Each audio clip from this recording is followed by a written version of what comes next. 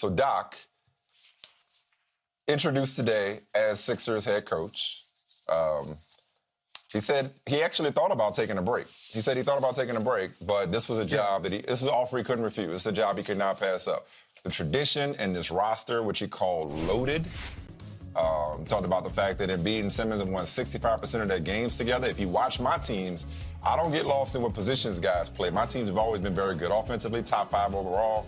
We score points. Talked about getting reunited with Tobias Harris.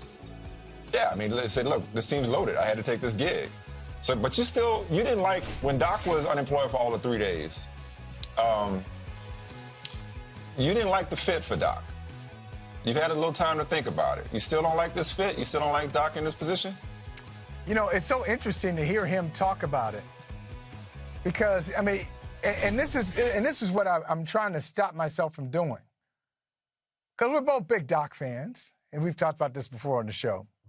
We're both big Doc fans, and he's such an excellent communicator that I'm thinking, all right, if Doc is he gets you to buy in, doesn't he?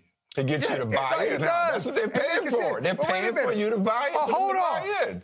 If he sees this, oh, wait a minute, am I missing something? He said, oh, yeah, well, you know what? Ben has always created points. We're not going to worry about that right now. Watching the film of Embiid, this is a dominant big man. I can't wait to work with him. I can't wait to work with Shake Milton. I'm like, okay. Yeah, Shake. You know what I mean? Yeah, go ahead. Huh? Yes, exactly. Here they come. Let me get 76 tickets. That's what I'm saying. The song's playing in your head right now. So, he gets you fired up. But I'm wondering, look, he can be as fired up as he wants.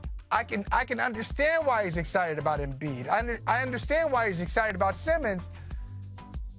But he can talk all he wants. What are they going to do with Al Horford? How are they going to get Al Horford off that roster?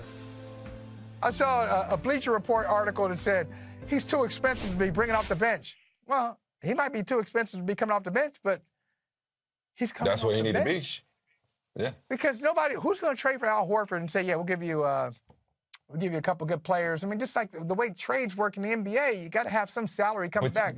So there's still some roster issues. My point is, there are some roster issues that Doc, as excited as he is, as enthused as he is, as he sounded today, I don't love the roster. I love those 2 players. And maybe even throw in Tobias Harris, throw in Shake Milton if you want. That's a lot of players. They got to remix that team. Look, Steve Kerr to Golden State doesn't happen that often. Like I said before, if it was the perfect roster, the perfect situation, it probably wouldn't be a vacancy there, right? So I think you hit it off the top, man. Like, if he wasn't brought in to change the roster, at least overnight. They gave him a 5-year deal for a reason. It's like, hey, we're gonna see if you could unlock this roster's potential, if you can get these guys to buy in. They're paying him whatever they're paying him to get these players to buy into their roles and to buy into one another. All right. So say if you can't get this done in a year, Doc, or whatever, you know, it's not a one and done. You're not a lame duck guy. We'll blow it up after this year as best we can, whatever that ends up looking like.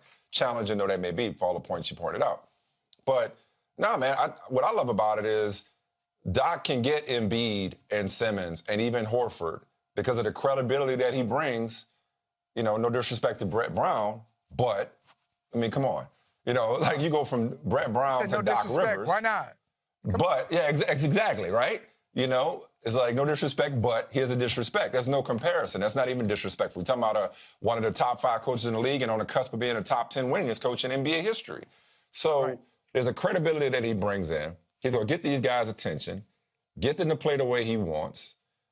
He's got credibility in the community and in the city. An organization, they deserve each other, man. Doc deserves to coach a marquee team like the Philadelphia 76ers, a marquee organization and a flagship franchise like the Philadelphia 76ers, deserve a coach like Doc Rivers. I love how Elton Brand was like, he's going to be big for us on and off the court. This is an organization that for a while has lacked credibility. You know, they've lacked respectability. Yeah, they've won some games, but let's just call it what it's been a clown show in many respects at various points in the last few years. I also like how Doc was like, people try to make the mistake of trying to be Golden State or trying to build a team to combat Golden State. It's like, no, we're going to buy into who we are, and we're going to commit to being who we are and play to our strengths and our talents as opposed to trying to be somebody we're not. So I just like everything he had to say. No surprise. Typically, everything Doc says comes off great. But I really do like the potential for this partnership. Yeah, he's excited. I can tell he's excited. Remember, we were having a conversation a few days ago, and I said to you, because, you know, full disclosure, I mean, I try to talk to Doc as much as I can. You know, I'm a big Doc fan. So when I told Michael Smith, I said, Doc's excited about this thing. And he didn't go into detail. It got my attention, though. It wasn't one of those, I'll just take the job because it's available. And that was my feeling. Yeah, he was going to take a break. He was going to break. That Doc wanted to keep coaching. Like, you're in that space. You're like, hey, I'm a coach. Because he didn't expect the Clippers to move on from him. You know, especially at the end of that series, they blow that series to the Nuggets. And if it doesn't happen in day one, day two, day three, after that series is over, now you start thinking about next year. And sometimes when you expect to be doing a job and it's just yanked away from you, you think, I just need to work. I don't want to take a break right now. But it looks like it's not just work for him, that this is a good situation. And if you think about it, Philadelphia, shout out Philadelphia as a basketball town. Not just in the pros, but in college. Big Five, everybody, Palestra. So it is a great basketball city. And when the Sixers are good, then I think the NBA is better. I'd like to see, like, when the Knicks are good, the NBA is better. Since a long time since that's happened. But the Knicks, the Celtics, the Lakers, the Sixers, it's just a lot more fun following basketball when those teams are on it. And the Sixers haven't won it, Mike. You know the last time the Sixers won the NBA title? 83, 1983. Right? It's crazy. I mean, 83 for the Sixers, 73 for the Knicks. So we're talking about these foundational franchises, and they could use makeovers and renovations. And so Doc Rivers will give you that. I know they're going to be excited. The city's going to be excited. The players will be excited playing for him. Question is, how far can they go in an Eastern Conference that is also loaded?